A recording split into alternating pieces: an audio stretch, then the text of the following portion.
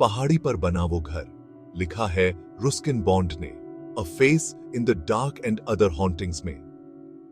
भूल भुलैया गांव बहुत छोटा और शांत था। पहाड़ियों में बसा ये गांव अपने अंदर कई राज छुपाए हुए था। ऐसा ही एक राज था पहाड़ी पर बना वो पुराना घर। वो घर अकेला खड़ा था, धुंध और फुसफुसाहटों में लिपटा हुआ। गांव वाले उस घर में मरी हुई एक औरत की कहानियां सुनाते थे। वो कहते थे कि उसकी आत्मा कभी उस घर को छोड़कर नहीं गई। डर उस घर के चारों तरफ मंडराता रहता था। कोई भी उसके पास जाने की हिम्मत नहीं करता था।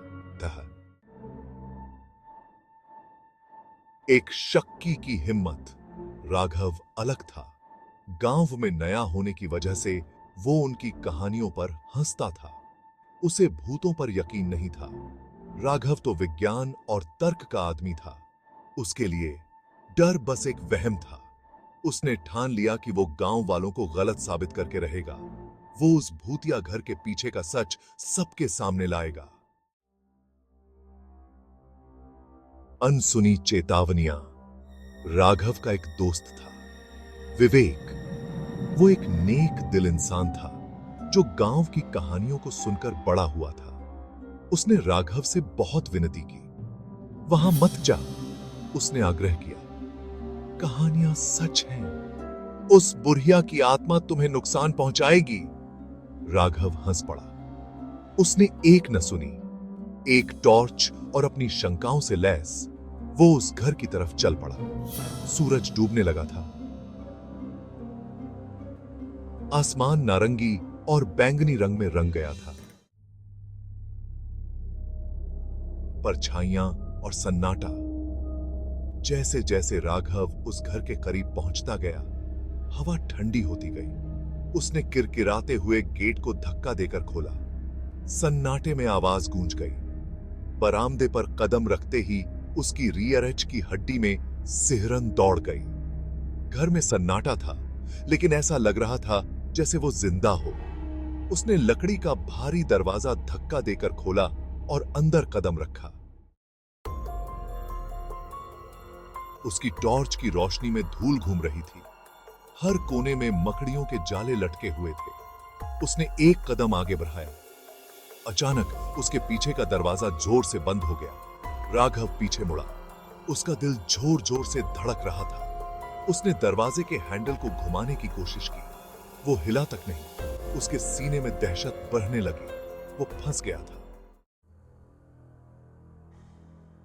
आमना सामना। घर में एक ठंडी हवा चली, जिससे लालटेन की लौएं नाचने लगी। उसने फुसफुसाहटें सुनी, धीमी और खौफनाक। अंधेरे में एक आकृति उभरने लगी। वो एक बुढ़िया थी। उसकी आंखें एक अजीब रोशनी से चमक रही थी। तुमने मुझे क्यों परेशान किया है? उसकी आवाज कर्कश थी, जो सन्नाटे में गूंज रही थी। गायब। राघव वहीं जड़ होकर खड़ा रहा। आखिरकार उसके दिल को डर ने जकड़ लिया था। उसने बोलने की कोशिश की, लेकिन उसके मुंह से आवाज नहीं निकली। बुढ़िया उसकी तरफ बढ़ी। उसकी आंखें मानो उसकी आत्मा में छेद कर रही हो। फिर जैसे अचानक वो प्रकट हुई थी, वैसे ही गायब हो गई। घर अंधेरे में डूब गया। राघव अकेला रह गया, ठंडे खामोश घर में कांपता हुआ। हवा में फुसफुसाहटें। अगली सुबह गांव वालों ने घर को खाली पाया। राघव गायब था। कुछ ने कहा कि वो भाग गया। आखिरकार डर के मारे यकीन करने लगा। दूसरों ने फुसफुसाते हुए कहा कि बुढ़िया की आत्मा उसे अपने साथ ले गई, जैसे कहानियों में बताया जाता था।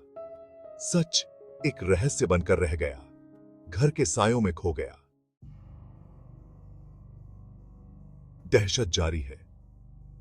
पहाड़ी पर बना वो घर एक बार फिर खामोश खड़ा था, लेकिन गांव वालों ने दावा किया कि अब दहशत और ज्यादा बरहा की हाक गई थी। वो कहते थे कि वो कभी-कभी राघव की आवाज सुन सकते हैं, जो हवा में गूंजती है। वो उस घर के भयानक इतिहास का हिस्सा बन गया था। पहाड़ी पर बना वो घर डर की जगह बना रहा। एक याद दिलाता है कि कुछ राजा अकहे के अनकहे ही अच्छे हैं।